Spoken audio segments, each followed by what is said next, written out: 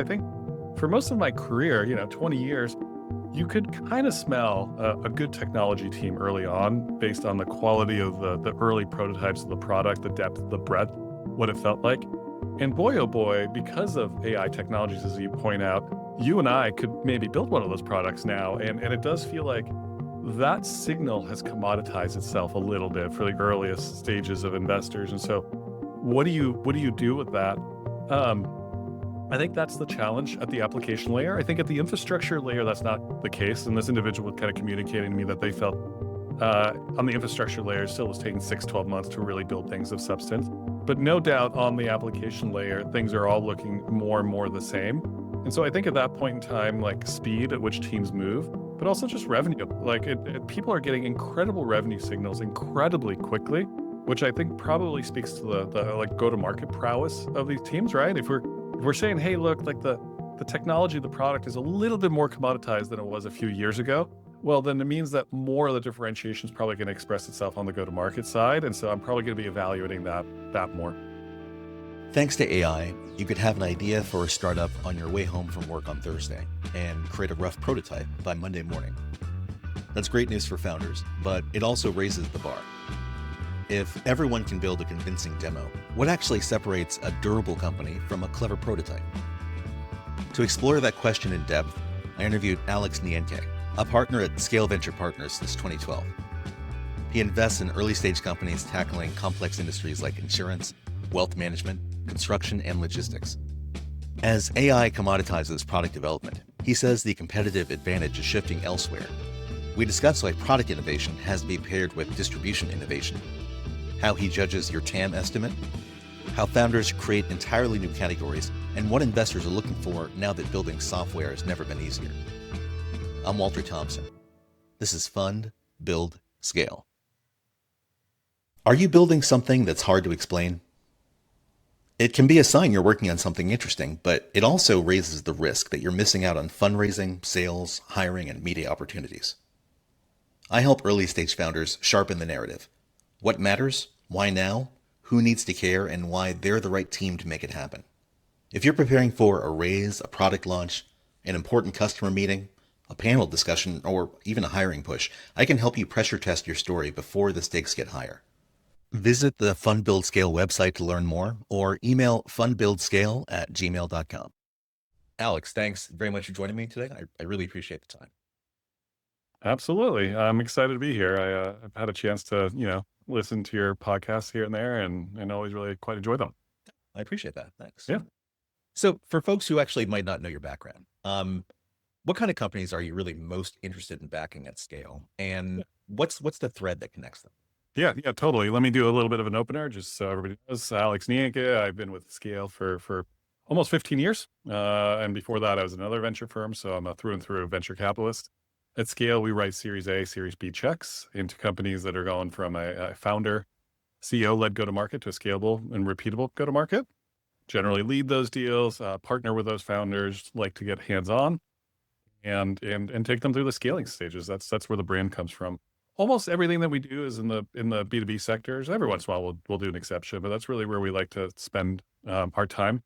And, different partners here have different focuses. My area is the verticals. So I love things in fintech. I love things in insurtech, architecture, construction, trucking, supply chain. Those are the areas that I really like to dig into. And, I have a portfolio that includes companies like Motive, a big trucking company, Range, a wealth management platform, Dusty Robotics, a really cool technology for layout in the construction industry, and on and on.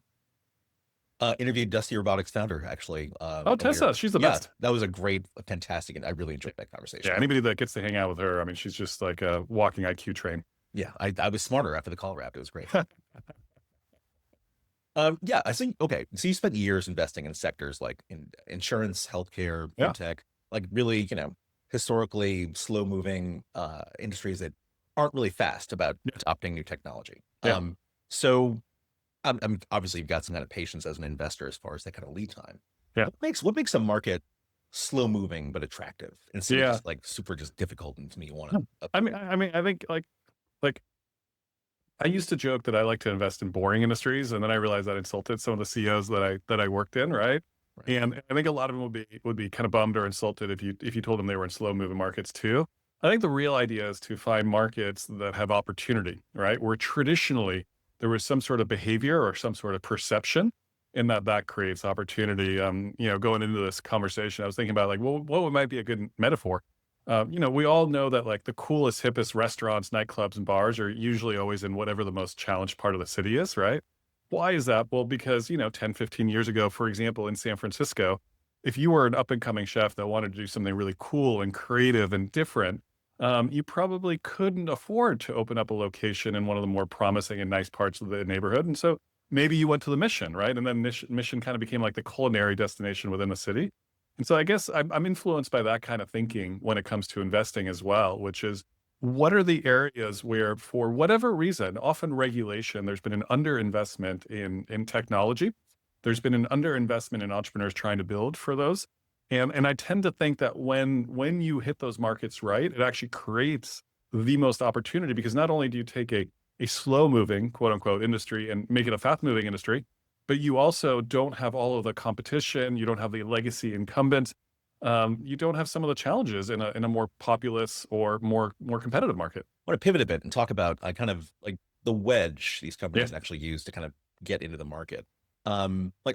Just taking vertical AI, for example, a lot of founders might hear vertical AI and it sounds like a giant platform opportunity. But looking at companies like Root Insurance or Archipelago, maybe, yeah, what was the actual like first wedge that got yeah. them into the market? Yeah, I look, I think part of the challenge with what I do is it's like I use homogenous words in order to describe very heterogeneous markets. And so I like the idea that vertical AI has kind of brought together a community and we now have conferences, we have events. Let me tell you, doing this stuff six years ago was terribly lonely and trying to, explain to somebody that was building an insurance company what the similarities might be with the other person who's building a construction company often were hard strings to connect for folks. But I think as time has passed on, people have to realize that there are similarities around these. I always think that the wedge is some sort of product innovation, but it needs to be bundled with go-to-market innovation. And in some ways that's like such a duh statement, but I think that often gets forgotten. We have these people, for example, here in Silicon Valley who are just brilliant at building products. And sometimes they study an industry and they're like, oh man, this is broken, right? And I think about you, like you mentioned Root Insurance, like a perfect example, right? Like there was a bunch of people who were like, we should price car insurance differently. It should be based on our driving behavior. Um, and they built some technology and they tried to take it to State Farm or somebody else, and they didn't get very far because it turned out like that wasn't going to work. And I can explain why, but it was the wrong distribution model for a new piece of technology. At the same time, every once in a while, you get people who get like really cool distribution hacks, right? And that are like, hey, look, there's a way to get people to adopt this product, but the product itself wasn't innovative enough. And again, like if you look at that market, right, there were some early companies that would like allow you to install a dongle in your car and measure the miles that you drove, and that was like pretty innovative. And it was like a really cool go-to-market hack for a few people that drove really low miles, and they really, really liked that. But like, it didn't create a big business. And I think the brilliance around Root Insurance, Alex, the CEO of Root Insurance, was like, he was like, look, there is a better way to price insurance. And the better way to price insurance is by building a carrier that actually does that and going direct to customer. And in fact, not trying to compete with Progressive or Geico through the traditional channels, but let's make it kind of a mobile first carrier and find these people in the environments where nobody's competing with. And when those pieces came together, I was like, ooh, this is brilliant. And it caused, very, very rapid growth. And so bringing together that product innovation, but also thinking about like the go-to-market innovation that you're going to deliver, because the incumbents otherwise will push you out one way or another. The founders you're working with, like by the time they meet you, I'm guessing they've got their go-to-market function fairly repeatable. Is that a fair? I no, often we always like to say we help them make it scalable and repeatable. I think what you often see is like there's something that's working, right? It's they got some sort of trick. And they'll tell you that they can scale it to a bazillion in revenue, but deep down in their hearts, and you can see in their eyes, they know that it's scaling. That doesn't mean they ain't going to scale for the next 12 months, but in order to scale thereafter, you need to start doing things now. But there is almost always some customers, some semblance of revenue. Somebody that we can talk to really understand the buyer's perspective. That's something that we talk about at scale a lot, and something that we deeply believe in, which is like, I have peers in the venture industry that seem to be able to see around corners, and I quite admire their ability to see the future. I don't I don't think that that's my competitive advantage. My competitive advantage is talking to people in the industry and really listening to how they purchase technology and why they purchase technology. And then helping founders, figure out whether they have the right product and the repeatable motion to go after that.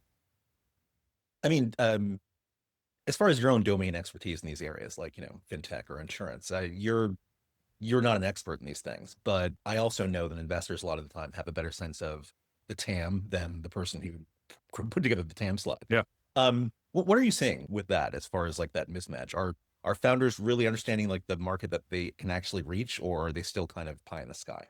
I think the great founders have like whether they can express it in venture words or not, have an innate feeling for their markets and where to take things and where the meat of the market is. And I think that's what we're looking for. I always tell people that I hate TAM analyses, but I think they're the best tool in order to have a conversation between a founder and a CEO. What I mean by that is we have this obsession that TAM analysis has like a single number, and I see it with our young investment professionals that join our firm. Like every investment analysis tells you it's at least $1 billion TAM or $2 billion TAM. There's this like magic number that everybody believes a TAM needs to be, and then we find the inputs, and it turns out that people who've got a good liberal arts degree from a good college can create $1 billion TAM in any market. Um, but that's not really constructive. What I like to do is I like to ask a founder, what do you think the TAM is? And actually, now let's not do tops down. Let's go bottoms up. Where is the spend? Is that spend that exists today? Is that spend that's going to get created because of your technology? Does your current product address that? Do you need to change your pricing to expand that? Do you need to layer on a second or a third product to expand that TAM? It's a really beautiful way to understand whether the founder that you're going to partner with thinks strategically both in the short and long term about their business and understand so many of the different components that are going to go into the business. And so I will always, always encourage that TAM discussion with founders. And I think often they're very reluctant because they've had this experience with a lot of other investors where there's this magic number that we're all solving for. Mhm. And I don't care about that number at the end. I care about the analysis and the clarity of thinking when you're doing that work. What's too early for you? And not in terms of the product, but in terms of the market. Like if someone's pitching something where the market just, maybe, a agentic AI will be a real thing and like 5 or 6 years and we'll all be using it. But today it wouldn't be a huge revenue driver. Is that something that you'd still want to I, be I, in? I think I think that's part of the fun of the venture business. You have different flavors, and so I would say at least 2/3 of my investments are category creation. These aren't markets that I would argue previously existed. You mentioned you talked with Tessa at Dusty Robotics. Layout is an existing market, but there's very little third-party technology that automates any part of the layout process. And when you actually fundamentally think about what happens when you do that, a lot of the construction workflow changes. And so the biggest challenge that we have at Dusty is convincing people to change their workflows to bring in this technology. I mean, there is no other construction company that's had, multiple plus $1 million videos. The product is very well known at this point in the construction industry because of the virality of it. And yet you still have this conversation where you go to contractors and they're like, we're going to do it the way that we used to. You mentioned Archipelago earlier, which is in the insurance space. It's a different way of doing your large property insurance. And the idea behind there is almost building a Carta-like database experience where everybody is sharing this information. They're collaborative in these very complex underwriting processes for large property insurance. But I knew when I underwrote that it was going to be a 3-step process, which is the first product was going to allow us to have the privilege to do the second product, was going to allow us to have the privilege for the third product. And we're probably 1.5 steps into that journey. And I really aspire to make it all the way to the end and we'll be a multi-billion-dollar company.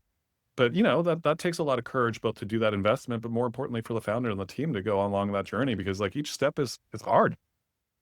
Actually, let's go back to Tessa Yeah. and Dusty because she's been very successful at getting people to do something very different. Yeah. Just for listeners who don't know, and you really should.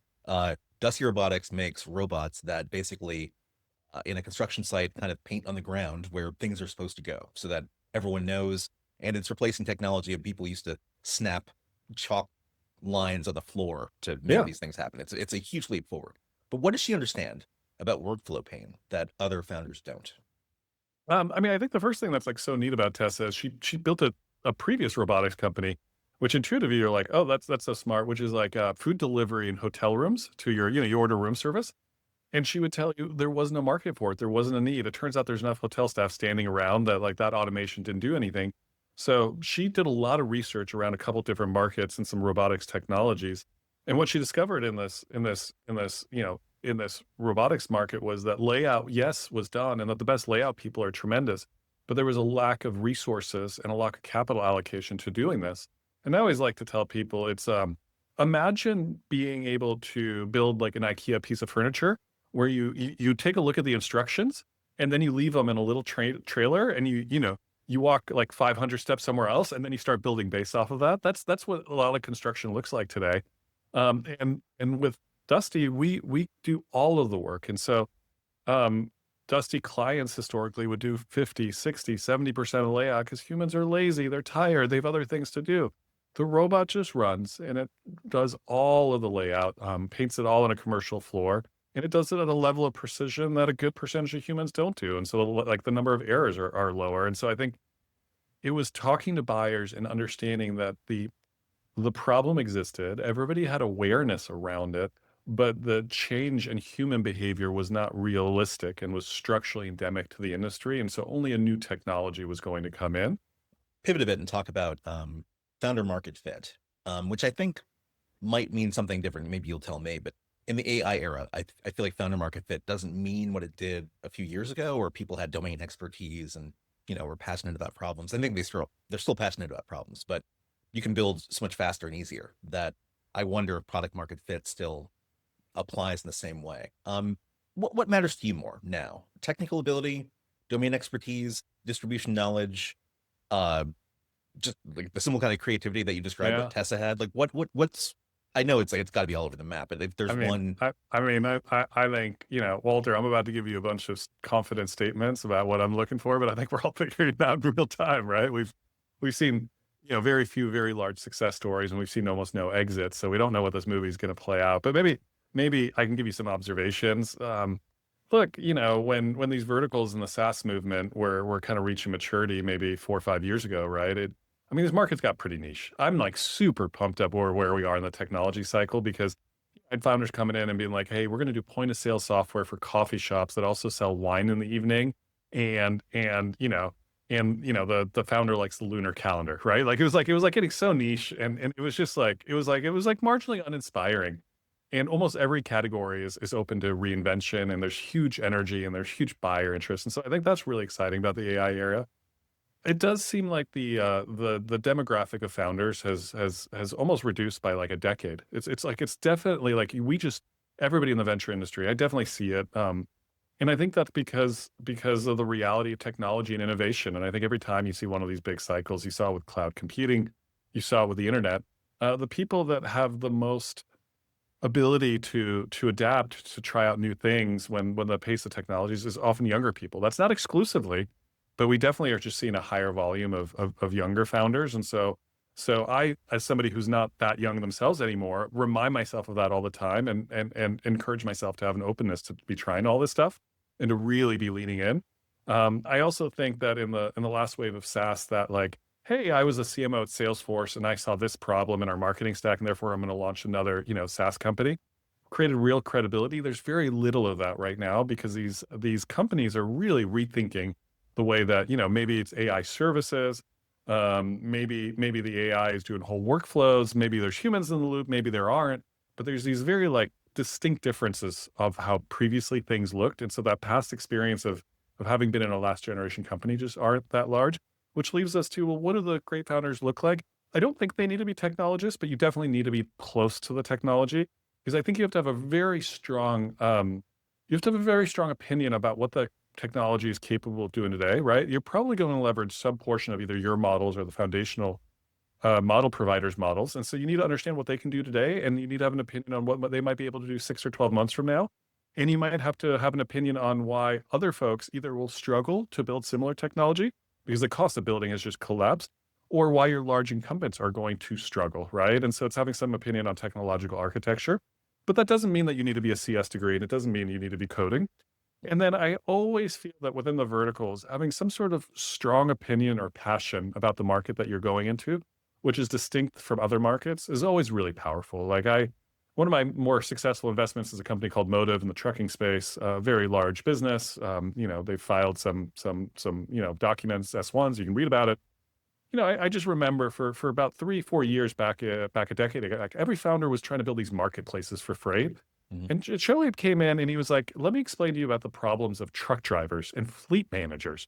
And it was a completely different lens on the freight industry. And he hadn't come from that industry, but he'd spent 2 or 3 years just thinking about it. And I thought that that was really distinct and inspiring. And he really cared about changing the job experiences of these people. And so I do think you need to come from that lens. So, but he didn't need to have driven a truck for a few years. He was No, basically okay. He just kind of sat with it, and so I guess with that in mind, though, are the strongest vertical AI founders? Are they? It sounds so. People have strong opinions, but not necessarily insiders or repeat founders. Just people who kind of developed an unusual insight into or a workflow because they studied it for a while. that's right. Yeah, I mean, if I think about the last three investments, the last one's not announced yet. The one before that is Fahad at Range. Doesn't come from the wealth management industry, but has just spent, like a long time playing with this and thinking about it and has really strong feelings about where the models are going to go and how that's going to impact the wealth management industry. He was the first non-founder hire at Convoy, and he's kind of been like a serial entrepreneur type of guy. And then if I look at my investment before, like my most recent one is a first-time founder, and then the one before that is also a first-time founding team. So it's like it like straddles and mixes both. But like all three of them have really distinct insights about the domains that they're operating in. Mhm. Um, and that came generally not from some sort of MBA-ish like, hey, let's just like think about this and this is kind of what I want to do. But it's like that on the margin of like extreme obsession that it almost becomes compulsion. They end up finding something that they can't let go, and it's all they talk about. It's like all they talk about. These they all they do is like text me about stuff going on in their industry. So they just can't let it go. So it's really neat to see that. When it's still really early, what you mentioned before, like some of the proof points that matter to you, but just like let's just kind of rank them. Maybe is it like for example, pilots, proof of concept programs. There's a lot of overhead for companies to do this with a small startup. So Yeah. is that something you really was sort for, or is it not a not a Oh, sorting factor? I'm probably not as religious as some on like pilots, POCs, yes, no, maybe, because I think different industries just behave differently. And in certain industries, you gotta do that. And then if you're coming to industry, you don't have contacts there and you don't have credibility, like going in and trying to sell like some complicated deals. Like one of my companies in my portfolio, Monto, right, is an Israeli team. Like they do these pretty complicated POCs, and it created all sorts of billing delays. But I think that's how they had to get off the ground. And then like, a few $1 million of ARR into their journey, we were, trying to optimize some cash flow stuff. And I was like, hey guys, what if we just skip this up and start billing people immediately and they can opt out? And they're like, yeah. And I was thinking it was going to be a 12-month go-to-market journey transformation. It was going to get complicated. Literally every customer since then, within 30 days, we'd completely transform the go-to-market, right? And so the thing that gets you going sometimes is different than the thing that you should scale later, and having that self-awareness. Um, but I think what's really resonating in the investment community right now is being really close to customers and getting really quick feedback. I kind of wrote about I wrote this piece, which is like it's like kind of like one of those like duck pieces when people read it, but I think it's like more profound than people realize, which is we're having this argument in AI, and mostly that argument is about like where is the human in the loop. Mm. And so like we've these AI services, for example, right? Which there's a human in the loop, and that's actually the service that's being delivered. Um, then, we have a whole lot of AI startups that don't share this, but they have 5, 10, 20 people somewhere sitting on the back end that are sometimes actually doing some of the stuff, right? Waymo would be the most perfect example of this, right? And a lot of those companies are very quiet about the fact that that human in the loop kind of exists there, but it still exists there. And then we have this whole like FDE type movement, right? Where like we're basically deploying the human in the loop at the customer, and maybe it's not forever and they're just building out some stuff. But but what it all suggests is the exact same statement, which is in order for AI to work, it needs to collect data, which means somebody needs to either point, gather, or tag some sort of proprietary data and bring that to the model so that the models can improve and can deliver for that. And I think we're going to probably see across those different categories multiple successes. But like what's really consistent about all of them is even at the earliest stages, it suggests that you want to be really, really close to the customer and you want your models learning from or off of the customer.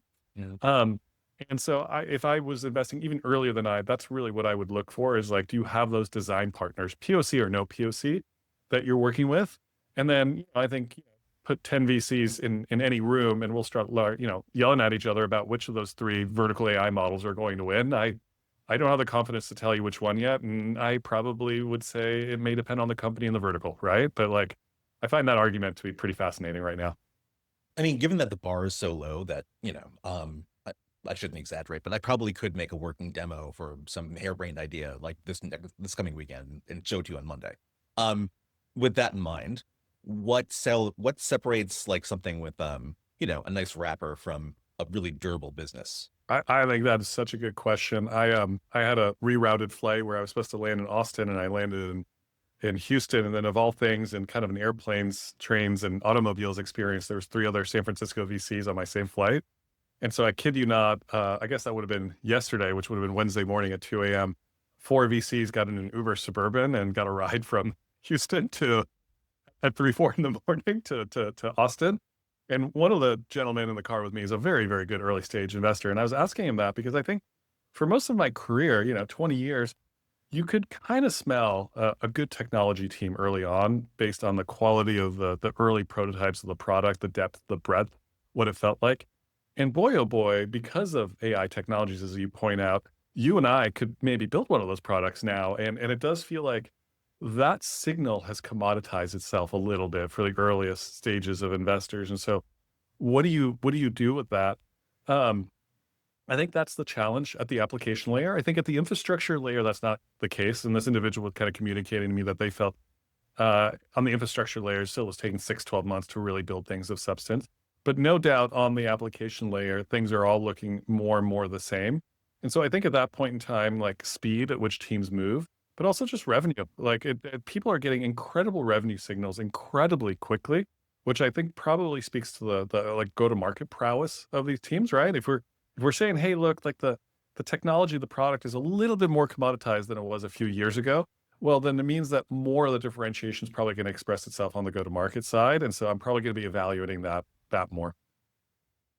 Cool. That's actually really So helpful. where are you building your app, Walter? I need to pick a category to create first, and then Okay. Do you need me to send you the check via mail, or do you want me to drop it off this afternoon? I'll be in coffee shops working on my pitch. So I'll have to All right. I got you. selling into hard markets because you are in industries that I think a lot of people would think of. I guess we shouldn't use judgmental words like Yeah. slow moving, but they consider things carefully before Yeah. they have long procurement cycles, and also like legacy systems and compliance hurdles and buyers who I'm guessing are still even in the age of AI they're still risk averse. How do you first off as an investor how do you counsel founders to hang in there when they are trying to get some traction for again like these are industries that aren't exactly like it's not Pizza Hut. They have certain bars you got to clear. So how do you counsel founders to kind of hang in there and be sensible and not lose hope before they can market their thing? Yeah. Well, like I think that's the soft side of the venture business that doesn't get talked about. And I think that's one of the things I hope founders evaluate when they're considering venture investors. Like my dad was a serial entrepreneur, right? And so for the first 18 years of my life, I saw him on his bad weeks and I saw him on his good days and I saw him on his great months and I saw him in the phases where companies didn't work out and he had to start over. And I think that you probably want a board member who's lived through the good and the bad, and who's had good investments and who's had bad investments. But most importantly, is still supportive and encouraging even when things aren't working out. One of the things that makes me so sad about the current super cycle in the venture industry and the kind of we keep chasing even larger exits.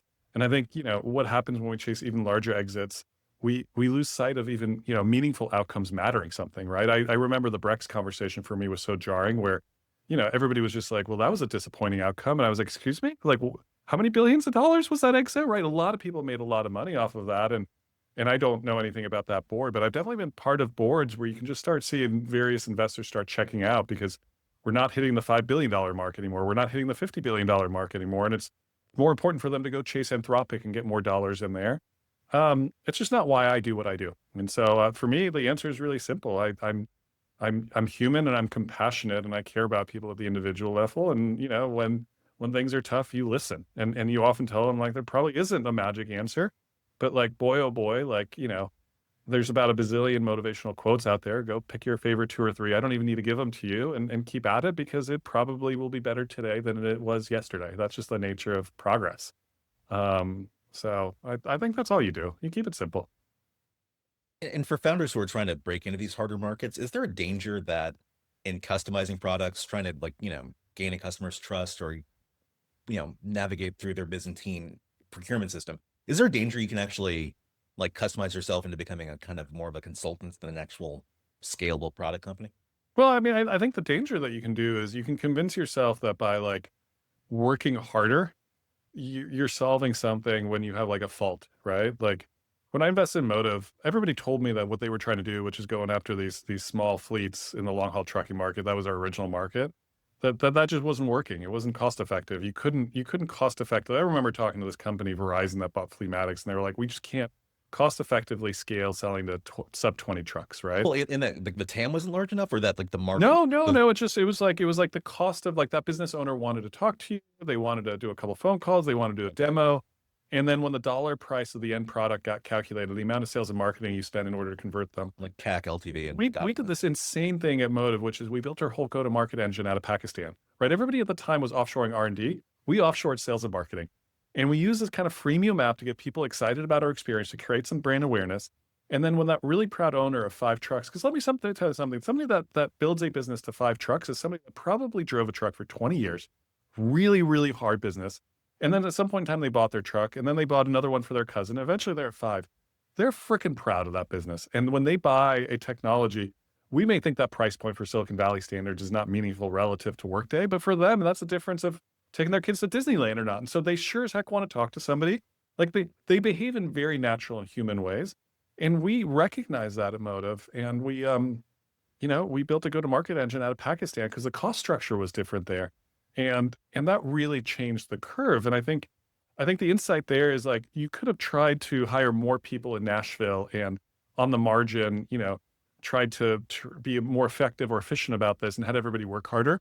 But you actually needed to do something fundamentally different to change the go-to-market. And so I think, founders obviously, you shouldn't go down the trap of being too consultanty or too complex in what you end up building. And if it ain't working, you know, rethink how you're doing things. Where could I be innovative? Where can I redesign things? Because doing the same thing for 2 years straight and proposing that it changes, it probably ain't going to change. Have you seen successful companies emerge from consulting projects or bespoke implementations, or is that really just I mean, I think there's definitely examples of it. For everything, there's always a counter example. I think culturally, when you start with like a very consulting heavy culture, right? Like remove Palantir and a couple others that people like to point to. You have a tendency of not thinking culturally about things from a product and scalability centric type of perspective. And so I'm probably more wary than most around that. I think that's probably an opinion that historically was pretty consistently held. I think in this current AI culture, that's actually kind of a little bit out of fashion. Everybody thinks like consulting, FDE, AI services, let's replace McKinsey with AI is actually very in vogue. I think that'll come back to haunt us, but that's my personal contrarian take. I read something that suggested to me that you were viewing regulation and complexity as like potential moats for some of these companies. Is that Yeah, I, fair? I think that's absolutely right. I think that, you know, look, I think particularly the application layer, I think the narrative around like Anthropic is going to do everything is like a really interesting narrative. And I think about like, for example, Cowork. I'm sure you use it a ton. I use it a ton. It's like the new like a professional worker application, the way that Excel and Word are, right? Like if you're Microsoft, you're staring at that and you're either really, really scared about it or really, really envious. But it does seem like every information worker is going to have some sort of Cowork running. I think that when you then take that narrative into all applications are going to get owned by, vibe coders or by Anthropic, I think it just really doesn't assess or weigh the complexity of what's required to work in like regulatory environments, the risks associated with that, whether your customers want you to take on the risk, where the transference of liability sits and so forth. And I think that, if you are sitting at Anthropic and you have so many market opportunities to chase, are you going to go after all of these markets where you have to spend really, really long cycles getting all the right approvals and operating in the right environments and under the right rules and setting all those things up, right? Like I have a wealth management company, right? Like we have to become an RIA. Like does Anthropic want to become an RIA, right? Like it's and if they don't, that means that the experience that they deliver is always going to be very distinct from somebody that does. And so I do think that there's value of operating within regulated environments. I think it creates real and meaningful moats. And sometimes the simplicity of that mode is just simply that it requires mature management teams that really respect and understand regulated environments. Before we wrap up, I definitely want to talk about just kind of go to market, go to market and patience and scaling. I think really generally speaking. But what are some of the early go to market behaviors you've seen repeatedly in successful founders who are operating in these difficult categories again, in like insurance and lines the other ones? Yeah. Um, I mean, I think it's just it's a founder that's generally maniacally obsessed with selling and marketing, right? Like it's just it they don't usually like hire someone who solves it for them. It comes innately from them. And I Actually, actually think one of the let me just jump in. So for the people you're talking to at the point where they're working with you, or they're pitching you, or you're actually quick question: how much is inbound versus outbound for you? I mean, there's companies where it's 100% outbound and there's companies where it's 100% inbound. It really just depends on the motion of the market. So Right. I've funded both, but but I think the common string is if it's 100% inbound, it was often architected by the founder, the inbound engine, if that makes any sort of sense, right? They have their fingers in all of it. And if it's outbound, they often are like the number one salesperson within the company, if not the only person still, because they're just like, you know, they're doing that and they're using their brand. I think what's really interesting is the power of founder brand in this new wave of companies. I have a hypothesis on this, which is like because so many companies have this boardroom mandate right now to buy AI, they don't even often know what that means. And it's getting dissipated down to like mid-level employees who are like, we need to AIify ourselves, and therefore they're buying technologies. There's actually a lot of boardroom decision making going on. And if you can build a brand for yourself as a founder, the boardroom will often even kind of create this FOMO thing where they will call and be like, "Hey, all of our peers in the industry bought this technology from this company, and I see the founder in my LinkedIn feed all the time.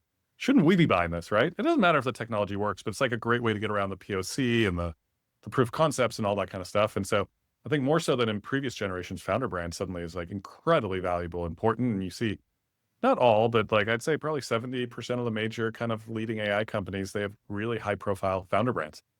You haven't quite made the decision yet to take the leap, but you have this idea that's like it's been burning in the back of your head for a while. You know you're going to do it. What would be one thing you would recommend as an investor that they could do in the next 30 days to validate their idea before, you know, flipping off their boss, making a big scene on the last day? Yeah, I'm say something that people are gonna hate, and I know that's not the quad, but like quit your job. I think I just don't think you can make those decisions with one foot in the door, one foot out the door. And that's really hard to tell to somebody that's got a mortgage or kids or these types of things. But like I think the founder journey is so freaking brutal. If you're not obsessing over something that is just so easy for you to walk away from your job, that there's something holding you back, you should spend some time reflecting on that because it ain't gonna get better. Like going back to our lightning moment. Like it's not like, oh, once you've validated something, you then no, it's like then there's this next like the founder journey is just freaking brutal. It is long. I've been on the board of one of these companies for a decade. The company's very big and very successful. And the CEO, kind of we were talking about this like the brutalness of go to markets. Well, they're expanding into a new go to market motion, and even though the company has hundreds of salespeople at scale, this new effort has to be led by the CEO. And he spent the past year flying to very rural parts of the US, which is like every week he's on some puddle jumper plane because there's no big direct flights. You're flying into the hub and spokes, and then you're getting on a little prop plane, right? And he's almost 15 years into building this company, and he's created a lot of value, and he's rich on paper. And he's like, dude, what am I? He's like, every week I'm on one of these shitty airplanes, and I'm cramped and I'm tight, and it freaking sucks. And I was like, dude, it doesn't get any better, right? Like it is. You gotta enjoy the grind. Um, I don't know. I have a sneaking suspicion that Steph Curry just really likes shooting the basketball. I believe that. Yeah, I've heard stories, but Jimi Hendrix would basically like take his guitar everywhere, restaurants, Yeah. coffee shops, and just like never be Yeah. again. Yeah, it's was it Blue Chips or some one of those movies or Hoosiers or something where they're just like, take your basketball with you everywhere, just dribble it all the time. Um, and I think that's the level of obsessiveness that the founder journey unfortunately requires in order to be successful. And yeah, I think it's why like Elon's like the extreme version of this. I'm not telling people that they need to be like Elon, but like he's clearly sacrificed everything in his life, right? He has no social context, he has no social contacts. I think he has little to no personal life. He doesn't really have a family. I mean, he has kids, but I don't think those are real, like how we think about it. And it's probably partially why he's had the level of success, but it just goes to show the level of obsessiveness that founders can go to. And very few founders are very well balanced people. It's just, I mean, I mentioned earlier in this podcast, like my dad was a founder. If I wanted to see my dad, I would hang out with him in the weekends at his company. That was what my weekends were like, right? That's where I learned my first business lessons and all that kind of stuff. And he loved having me there, and he was a good dad. But he wasn't coming to a whole lot of my sports games. Like he wasn't coaching my team. Like it just didn't work, right? Like that wasn't in the cards. And I'm very fortunate for the things that he gave me and the things that he created for me. But he's getting older. I'm sure he thinks about that sometimes. Cats in the cradle. Yeah, yeah, my dad worked at IBM. We had a lot of these conversations about, work ethic and that kind of thing as well. So I get it. Yeah, that Shoe Dog book, I mean, he talks about his son in one of the most brutal chapters. I was on a work trip once for anyone that's ever read that book. And, he talks about when his son passes away. I think his son committed suicide in one of the last chapters. And I was like 5 days away from being my kids. I was somewhere around Europe fundraising and like sitting in a random cafe. It was just like, I started crying in the middle of nowhere, you're like there's a real cost to the things that we do. I'll put that in the show notes. Thanks. Alex, this has been a fantastic conversation. Thank you so much. Really enjoyed it. Please, yeah. Hey, awesome. Walter, thank you. Keep on keeping on, and we'll talk soon. The Fund, Build, Scale theme was written by Michael Tritter and performed by Michael and Carlos Chairez. Michael also composed Ocean, the track you heard at the top. If you enjoyed the episode, please subscribe and leave a rating. It helps more people find the show. You can get the Fund, Build, Scale newsletter on Beehive, follow along on Instagram, and if you have a guest suggestion or a question, reach me at fundbuildscale@gmail.com. Thanks for listening. Fund, Build, Scale is a production of Truth and Soul Media, LLC.